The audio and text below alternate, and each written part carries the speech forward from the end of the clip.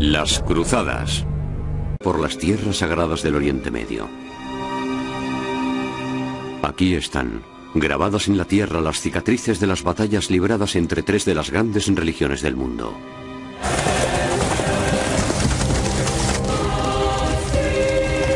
En el mes de julio del año 1097, dos poderosos ejércitos, el de los fieros turcos liderados por Kilig Arslan y el de los cristianos al mando de Bohemundo, el duque Godofredo y Balduino, se enfrentaron en una batalla épica en Dorilaeum. Miles de hombres cayeron en ambos bandos, musulmanes y cristianos que dieron su vida por su Dios. Los turcos se replegaron a las colinas mientras los cristianos, sintiéndose insuperables, siguieron adelante decididos en busca de su objetivo, la ciudad sagrada de Jerusalén.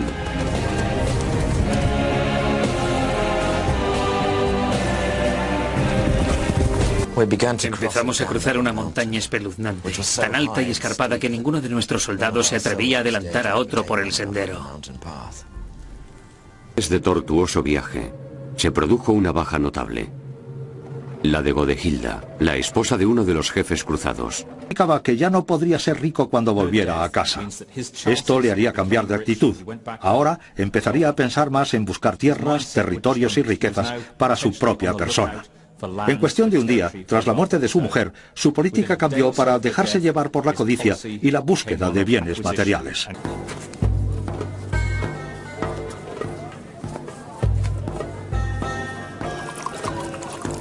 El problema para Balduino es que Edesa no estaba en manos musulmanas. Era una ciudad cristiana que había resistido a los turcos. Pero la gente de Edesa estaba cansada de los constantes ataques musulmanes. Cuando se corrió la voz de que un gran príncipe cruzado estaba de camino, los ciudadanos pidieron a su gobernador Zoros que invitara a Balduino para que acudiera en su ayuda. El gobernador de la ciudad era un armenio cristiano llamado Zoros. Era un débil anciano sin hijos, por lo que resultaba un jefe inservible. No era capaz de proteger a sus ciudadanos de las injusticias ni procurarles alivio alguno del peligro de los ataques de aquellos malditos infieles. La ayuda de Balduino tendría un precio. Él protegería a Edesa de los turcos a cambio de las llaves de la ciudad. Zoros le prometió ingenuamente convertirle en el nuevo gobernador, pero solo tras su muerte. El anciano selló su propio destino al adoptar a Balduino como hijo suyo. Decir que este no es un buen principio para la ideología de la cruzada. La idea de que la cristiandad va a salvar a sus hermanos de Oriente de la amenaza del Islam no está pasando por un buen momento.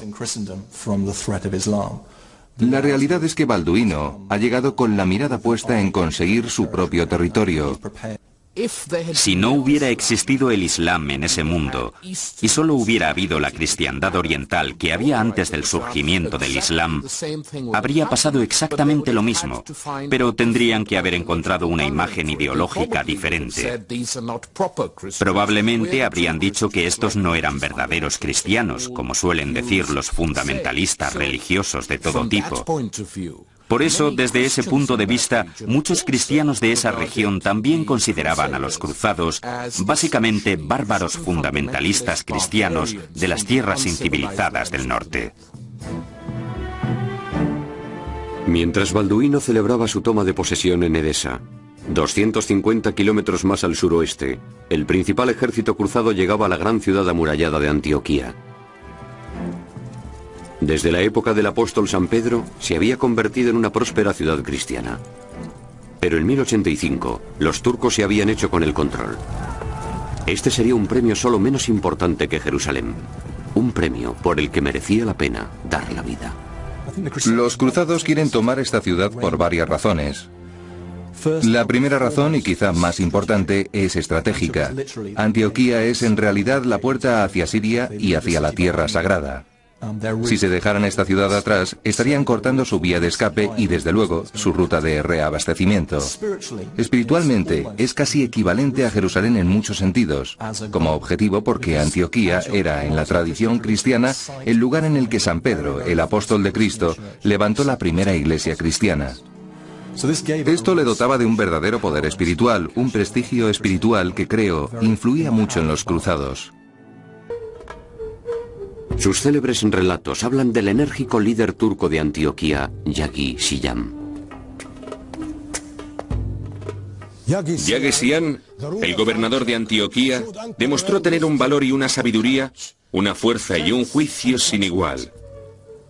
Mandó a los musulmanes fuera de la ciudad a cavar trincheras. Al día siguiente, envió a los cristianos a hacer la misma tarea. Una vez hubieran terminado, y disponiéndose a volver a casa al final del día, él les negó la entrada. Y giró su atención hacia el ejército cruzado que se amontonaba a las afueras de las murallas de la ciudad. Se enfrentó él solo a los cruzados y luchó enérgicamente por defender su ciudad. Que los cruzados se vieron obligados a sacarle la sangre a sus propios caballos para bebérsela.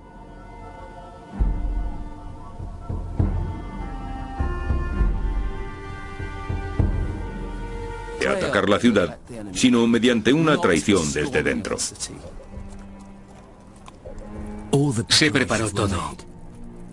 Hacia el amanecer, los caballeros y los soldados de a pie empezaron a acercarse a las torres de las que Firuz era el guardián. Y nuestro capitán Bohemundo nos dijo: adelante, fuertes de corazón y afortunados de contar con vuestros compañeros. Trepad por las escaleras hasta Antioquía, ya que por voluntad de Dios esta ciudad estará muy pronto en nuestro poder.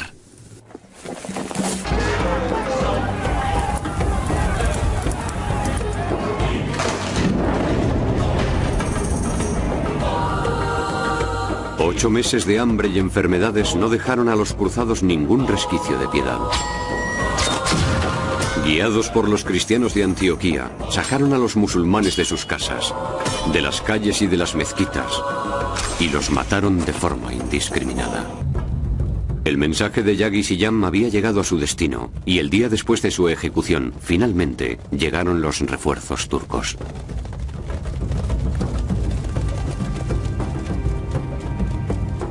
Los asediadores cristianos se convertirían ahora en asediados.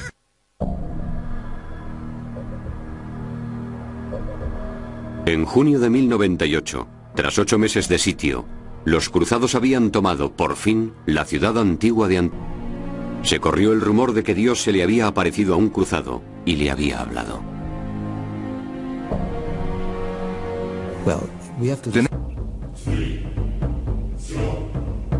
El cruzado no era más que un humilde sacerdote francés, pero su visión inspiraría a todo el ejército.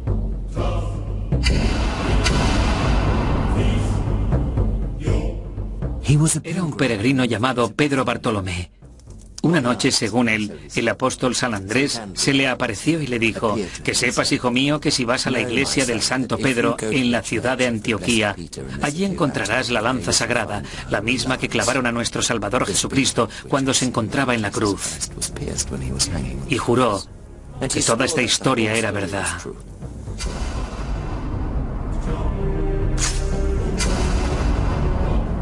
La verdadera lanza que penetró en el cuerpo de Jesucristo no se había visto desde hacía siglos. Encontrar ahora la lanza sagrada, en unos tiempos de profunda crisis, serviría para establecer una poderosa conexión entre los cruzados y Cristo. Pedro Bartolomé eligió sus propios 12 discípulos y corrió a toda prisa a la pequeña iglesia para excavar el suelo donde, según él, se encontraba enterrada la lanza sagrada.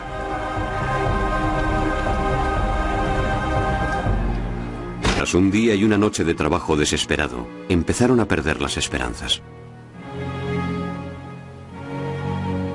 Pero el mismo Pedro saltó al hueco que ya habían excavado en la iglesia y sacó un trozo de metal oxidado.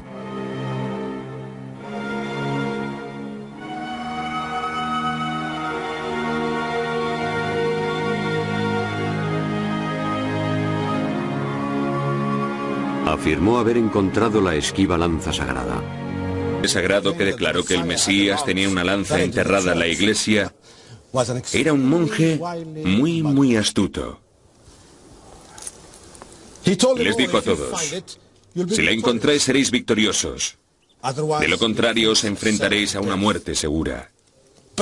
Pero antes de decir esto, enterró él mismo una lanza en el suelo bajo la iglesia y luego borró las huellas. Superó la moral y sus ganas de luchar. Es un momento de enorme exaltación religiosa. El ánimo dentro del ejército cambia y la agresividad sustituye al derrotismo. Ahora es un ejército preparado para la lucha. Mientras los líderes de la cruzada reñían, las tropas exigían que el ejército continuara hacia el sur, a Jerusalén. Según ellos, se había olvidado el verdadero objetivo de la cruzada. Su rabia y frustración acabó por desbordarse en una pequeña ciudad a 2 días a caballo de Antioquía llamada Ma'arat al-Numan. Aquí es donde se encuentra el verdadero legado de la primera cruzada.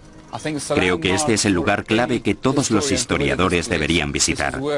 Aquí es donde los primeros cruzados dejaron su violento legado. No existen las guerras espirituales.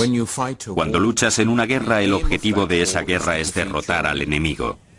Se utiliza la violencia, se utilizan las amenazas, se utiliza la propaganda y se utiliza, pongámoslo así, el amedrentamiento y el terror.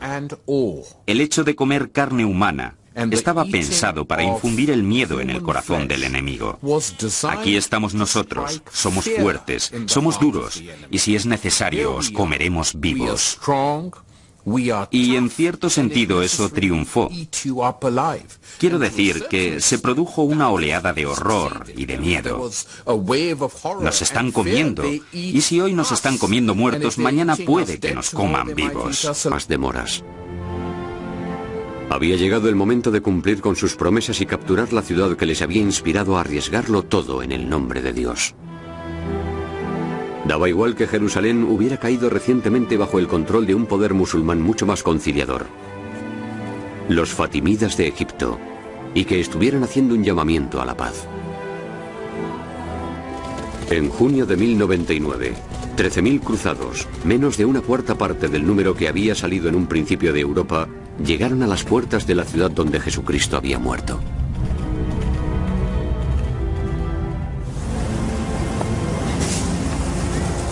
Cuando los cruzados alcanzaron las murallas de Jerusalén, por fin habían llegado a su destino. Tras 3 años, casi 5.000 kilómetros, el sufrimiento más increíble y pérdidas terribles habían alcanzado la ciudad santa. Algunos estaban tan desbordados por la emoción que lloraron.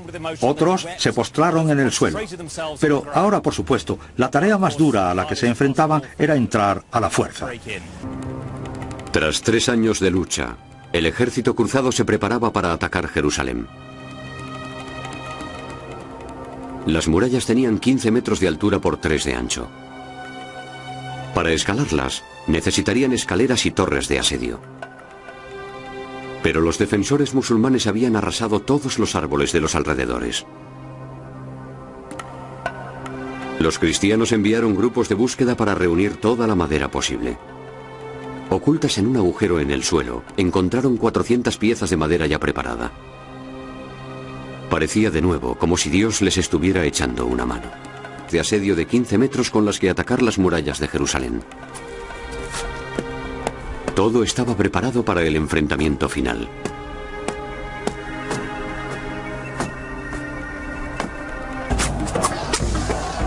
El 14 de julio de 1099, los cruzados lanzaron un asalto por 2 flancos. Trasladaron rodando las 2 torres hasta su emplazamiento. Una en el noroeste y la otra al sur de la ciudad. Los defensores musulmanes sabían que con que una sola de las torres consiguiera abrir la muralla, Jerusalén acabaría cayendo.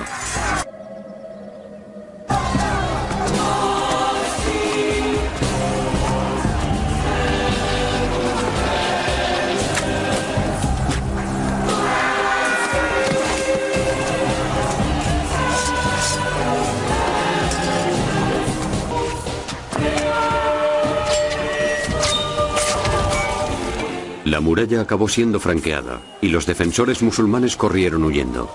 los cristianos pudieron por fin hacerse con la ciudad sagrada de Jerusalén.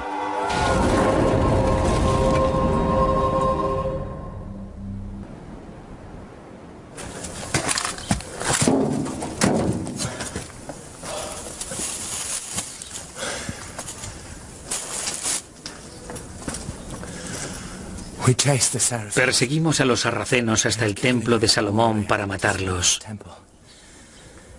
Enseguida correría la sangre por sus muros. Matamos tanto a hombres como a mujeres, cortándoles la cabeza con nuestras espadas. Los sarracenos que sobrevivieron arrastraron los cadáveres y los apilaron delante de las puertas de la ciudad en montones tan altos como casas. Nadie había visto ni oído nunca semejante matanza de paganos. Les prendieron fuego en piras tan altas como pirámides. Nadie sabía cuántos fueron, excepto Dios. Jerusalén era nuestra.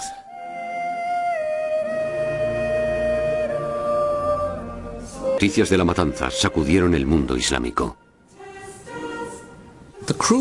Los cruzados causaron un impacto muy profundo en la sociedad árabe. Primero fueron vistos como una incursión bárbara, y las historias de esas cruzadas aún siguen contándose en los cafés y en las familias como si hubieran ocurrido ayer. Esto es algo a tener muy en cuenta, y siempre que Occidente ha invadido de nuevo esta región, la gente ha dicho que se trataba de otra cruzada, por lo que después de los terribles sucesos del 11 de septiembre, cuando el presidente de Estados Unidos, supongo que sin ser consciente de ello, dijo: ahora tenemos que iniciar una cruzada para detener esto, el mundo islámico sintió escalofríos, porque sintieron que sabían lo que iba a pasar después. Mientras los cruzados celebraban su victoria y planificaban la forma de consolidar su control sobre la tierra sagrada, los musulmanes se prepararon, poco a poco pero sin cesar, para contraatacar. La ira del Islam no tardaría mucho en desatarse sobre el nuevo reinado cristiano de Jerusalén.